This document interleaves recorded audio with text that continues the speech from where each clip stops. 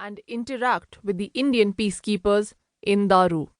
Through my presence in the war-torn nation, I could be a via media between India and the Indians in Sierra Leone.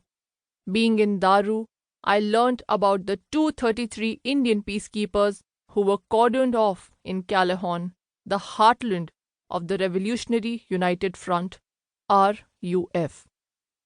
These 233 soldiers, under the command of Major Rajpal Punia, braved over 2 months of confinement at the hands of the RUF without basic necessities available to them.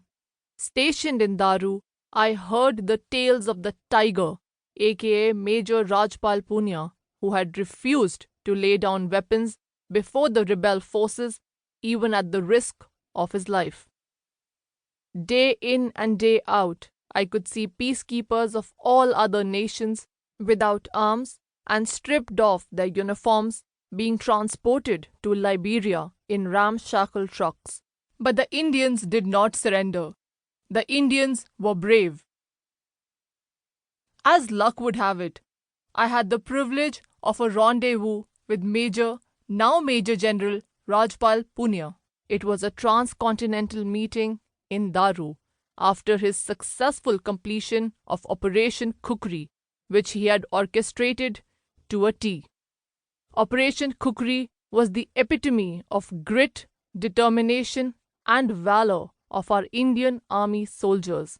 The 233 soldiers of 14 mechanized infantry and 5-8 Gorkha rifles fought against the curveball that the RUF threw at them.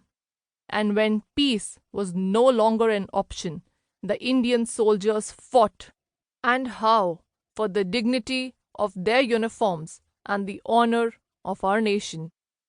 This book is the reality of a soldier I happen to admire a lot. I am honored to have been a part of one of the most successful operations of the Indian Army on foreign soil. Years later, in 2018, I met Major General Rajpal Punia, Yudh Seva Medal, at the Republic Day press conference, which was chaired by him.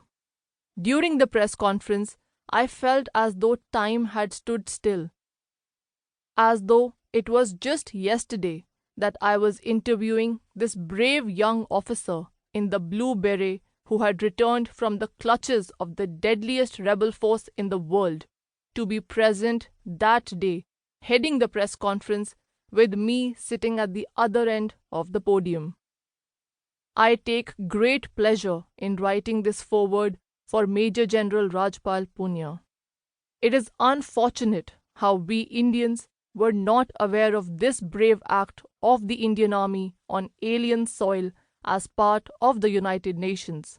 This book will surely inspire the youth of our country and tell the world the saga of a soldier who was responsible for 233 beating hearts and had to ensure that 0 caskets returned home. This spine-chilling narrative will surely keep you gripped till the last word. Sir, it was an honor to have been a part of this journey of yours. Jai Hind. Gaurav Chittaranjan Sawant, Senior Executive Editor, India Today.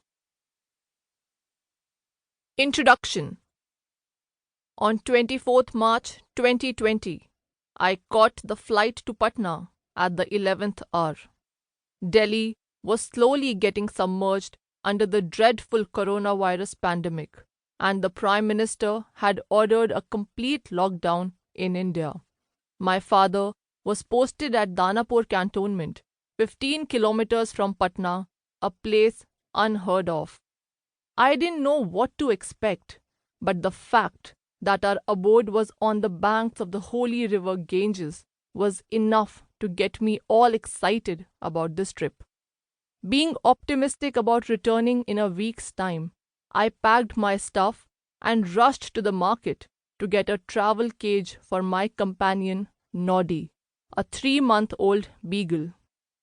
And so we embarked on this adventure, with masks around our faces, gleaming eyes peeping through, a small trolley for me, and a mini rucksack for Noddy. We reached Danapur.